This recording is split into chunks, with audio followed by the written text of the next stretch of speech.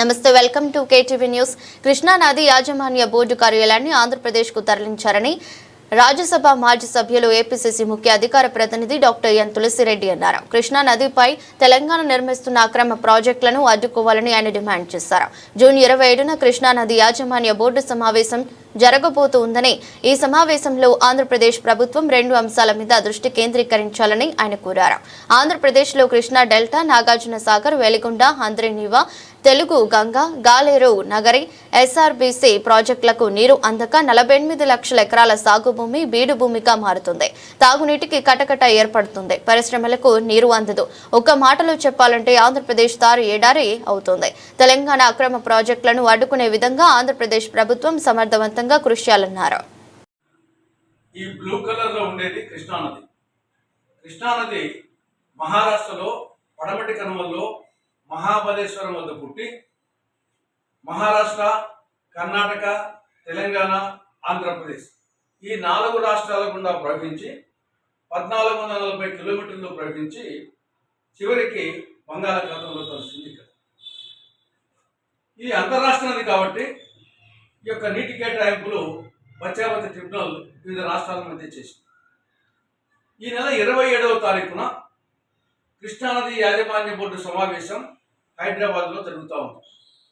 ఈ సమావేశంలో 2 అంశాల మీద ఆంధ్రప్రదేశ్ ప్రభుత్వం, చంద్రబాబు ప్రభుత్వం కాన్సన్ట్రేట్ చేయాలని ఆంధ్రప్రదేశ్ కాంగ్రెస్ కమిటీ సూచిస్తూ ఉంది. ఒకటి, కృష్ణానది యాజమాన్య బోర్డు కార్యాలయం. విభజన చట్టంలో సెక్షన్ 85 సబ్ సెక్షన్ 1 కింద రాష్ట్ర విభజన జరిగిన 60 రోజుల లోపల కృష్ణానది యాజమాన్య బోర్డు కార్యాలయాన్ని ఆంధ్రప్రదేశ్కు తరలించాలి. ఇది చట్టం. కానీ 11 సంవత్సరాలైనా ఇప్పటికీ కృష్ణానది యాజమాన్య బోర్డు కార్యాలయం ఆంధ్రప్రదేశ్కు తరలించకుండా తెలంగాణ రాష్ట్రంలోని హైదరాబాద్లోనే ఉంది. ఇది చాలా అన్యాయం. కాబట్టి ఈ యొక్క సమావేశంలో ఆంధ్రప్రదేశ్ ప్రభుత్వం దీని మీద స్పష్టంగా మాట్లాడాలి. కృష్ణానది యాజమాన్య బోర్డు కార్యాలయాన్ని హైదరాబాద్ నుండి ఆంధ్రప్రదేశ్ తరలించాలి. ఆంధ్రప్రదేశ్లో కూడా మెయిన్గా కృష్ణానది మీద ఉండే ప్రధాన ప్రాజెక్టులన్నీ శ్రీశైలం రిజర్వాయర్ ఆధారంగా ఉన్నాయి కాబట్టి శ్రీశైలం రిజర్వాయర్కు సమీపంలో అటు శ్రీశైలంలో కానీ కర్నూలులో కానీ ఏర్పాటు చేసే విధంగా చర్యలు తీసుకోవాలి. అది మొదటి అంశం. రెండవ అంశం, ఈ యొక్క కృష్ణానది మీద శ్రీశైలం రిజర్వాయర్ ఆధారంగా తెలంగాణ ప్రభుత్వం 2 ఎత్తిపోతల పథకాలు నిర్మిస్తూ ఉంది. ఒకటి పాలమూరు రంగారెడ్డి 90 టీఎంసీలు, రెండవది డిండి లేక నక్కలగండి 30 టీఎంసీలు, అంటే మొత్తం 120 టీఎంసీలు. ఈ 2 ప్రాజెక్టులకు బచావతి ట్రిబ్యునల్ నీటి కేటాయింపులు లేవు, సిడబ్ల్యూసి క్లియరెన్స్ లేదు, కృష్ణా రివర్ మేనేజ్మెంట్ బోర్డు అనుమతి లేదు, అపెక్స్ కౌన్సిల్ అనుమతి లేదు. ఏమీ లేకుండా తెలంగాణ ప్రభుత్వం దౌర్జన్యంగా పాలమూరు రంగారెడ్డి డిండి ఎత్తిపోతల పథకాలను లిఫ్ట్ అంటే కింది నుండి నీళ్లు లాగే విధంగా శ్రీశైలం రిజర్వాయర్ నుండి నిర్మిస్తూ ఉంది.